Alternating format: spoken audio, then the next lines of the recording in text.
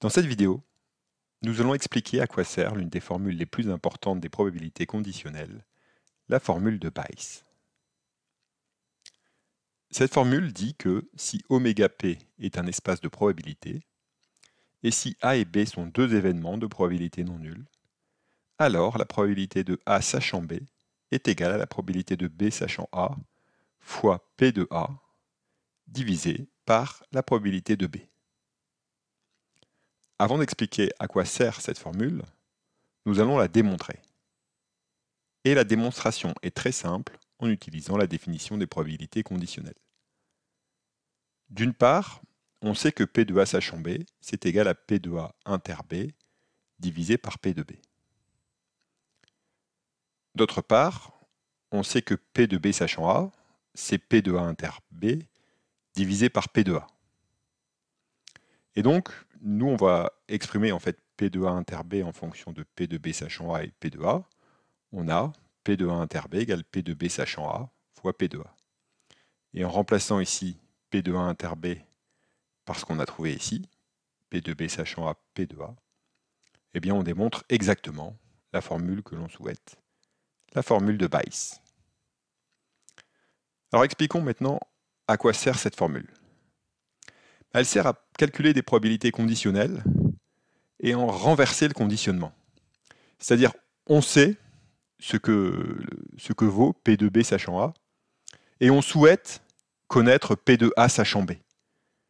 Et en pratique, c'est ce qui arrive parfois. C'est plus facile de connaître P de B sachant A, mais ce qui nous intéresse vraiment, c'est P de A sachant B. Et cette formule qui relie ces deux probabilités conditionnelles permet de passer de l'un à l'autre. Voyons un exemple. Imaginons que vous êtes directeur de cabinet du ministre de la Santé. Une maladie est présente dans la population dans la proportion d'une personne malade sur 10 000. Un responsable d'un grand laboratoire pharmaceutique vient vous vanter son nouveau test de dépistage. Si une personne est malade, le test est positif à 99%. Si une personne n'est pas malade, le test est positif à 0,1%. Est-ce que vous autorisez la commercialisation de ce test? Alors à première vue, oui, les chiffres sont très bons, hein. Si une personne est malade, le test est positif, 99%, c'est très bien. Si une personne n'est pas malade, le test est positif à 0,1%, ça a l'air très bien aussi. Mais on va un petit peu réfléchir quand même à ça. On va associer une expérience aléatoire à cette situation. L'expérience aléatoire, c'est on choisit une personne au hasard et on lui fait faire un test. Deux événements sont naturellement associés à cette expérience aléatoire. Premier événement, la personne est malade. Deuxième événement, le test est positif. Que nous dit l'énoncé sur ces deux événements? L'énoncé dit d'une part qu'il y a une personne malade sur 10 000 dans la population. Et donc que P de M, eh bien c'est 1 sur 10 000, c'est-à-dire 10 puissance moins 4. Deuxième chose que nous dit l'énoncé, si une personne est malade, le test est positif à 99%. Et bien donc ça, c'est la probabilité de T sachant M. Probabilité que le test est positif, sachant qu'on est malade. Et donc P de T sachant M, c'est 0,99. Ensuite, si une personne n'est pas malade, le test est positif à 0,1%.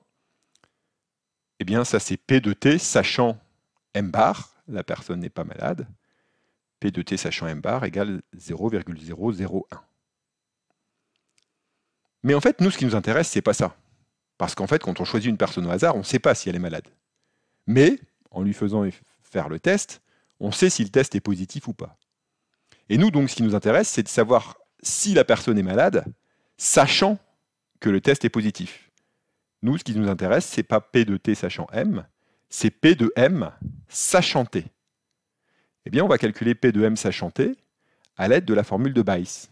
On écrit que P de M sachant T, c'est P de T sachant M multiplié par P de M et le tout divisé par P de T.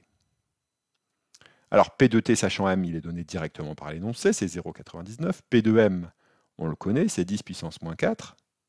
Il faut encore calculer P de T, qui n'est pas donné directement dans l'énoncé. Mais on va le calculer par la formule des probabilités totales. Parce que M et M bar forment une partition de l'univers, hein. Ou bien on est malade, ou bien on n'est pas malade.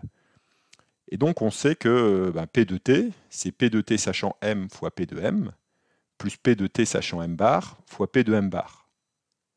Et là on connaît tout. En fait, P de t sachant m est donné directement par l'énoncé, P de m aussi, P de t sachant m bar aussi, et P de m bar, on le connaît puisqu'on connaît P de m, et que m bar est l'événement contraire de m, on a P de m bar égale 1 moins P de m, donc 1 moins 10 puissance moins 4, ça fait 0,9999. Et donc maintenant, pour calculer P de m sachant t, il suffit juste de remplacer toutes ces expressions ici par leur valeur. Voilà ce que j'ai fait là dans cette formule un petit peu compliquée. Et on fait une application numérique, et on trouve que ça fait à peu près 0,09. Ça veut dire quoi? Ça veut dire que si je choisis une personne au hasard dans la population, et si son test est positif, eh bien, il n'y a que 9% de chances que cette personne soit malade. Évidemment, c'est catastrophique. C'est très très très mauvais. Et donc le test, même si les chiffres présentés par le laboratoire sont très bons, le test n'est pas bon du tout pour cette maladie. Et vous ne devez pas l'accepter. Cet exemple est une bonne illustration de ce à quoi les probabilités, et plus généralement les mathématiques, peuvent servir. Elles permettent d'analyser les chiffres qu'on nous donne et de prendre les bonnes décisions.